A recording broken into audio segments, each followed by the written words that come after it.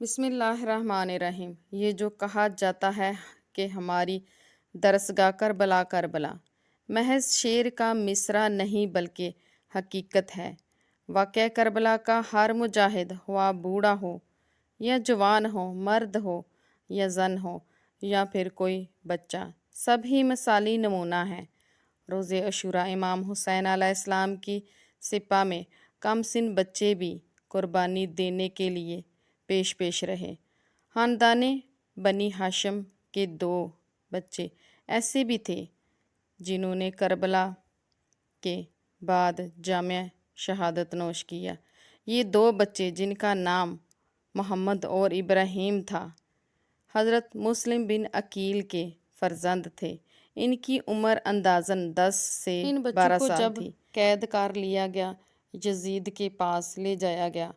یزید نے ان کو قید کر دیا۔ اس کے بعد حکم دیا کہ ان بچوں پر سختی کی جائے، انہیں کھانے میں پانی اور سوکھی روٹی کے علاوہ کچھ نہ دیا جائے۔ ان بچوں نے قید خانہ میں رہتے عرصہ گزار دیا۔ بالآخر انہوں نے اپنا تعارف کروایا۔ وہ رسول اکرم صلی اللہ علیہ وسلم کے خاندان سے ہیں۔ زندان بان ان کا شجرہ نسب سن کر بہت شرمندہ ہوا، ان کو قید خانہ سے باہر نکالنے میں مدد دی۔ یہ بچے چھپتے چھپاتے ایک بوڑھی عورت کے گھر پہنچے جو رحم دل تو تھی، لیکن یہ جان کر کہ وہ دونوں مسلم بن عقیل علیہ السلام کی اولاد میں سے ہیں، خوفزدہ ہو گئی۔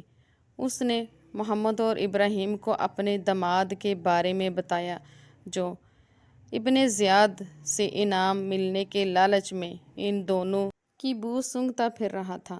بچوں کو منت و سماجت پر بوڑھی عورت نے ان کو اپنے گھر میں رات بسر کرنے کی اجازت دے دی، لیکن وہی ہوا جس کا خوف تھا، جس کا ڈر تھا، اس کا داماد اسی رات گھر پہنچ گیا۔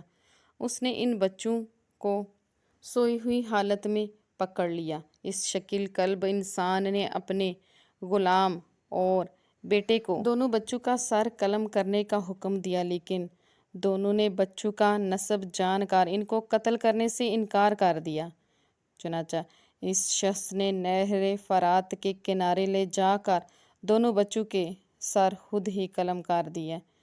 ابن زیاد کو پیش کر دیے۔ محمد اور ابراہیم کا روضہ کربلا سے باہر مصیب نامی شہر میں ہے۔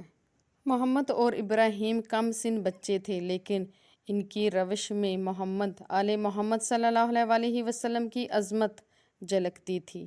زندان میں یہ دونوں برادران اکثر و بیشتر روزہ رکھتے تھے، ہمیشہ حق کی گواہی سے کام لیتے تھے، کوفہ میں پیش آنے والی مصائب کا حل خدا کے ذکر میں تلاش کیا کرتے تھے۔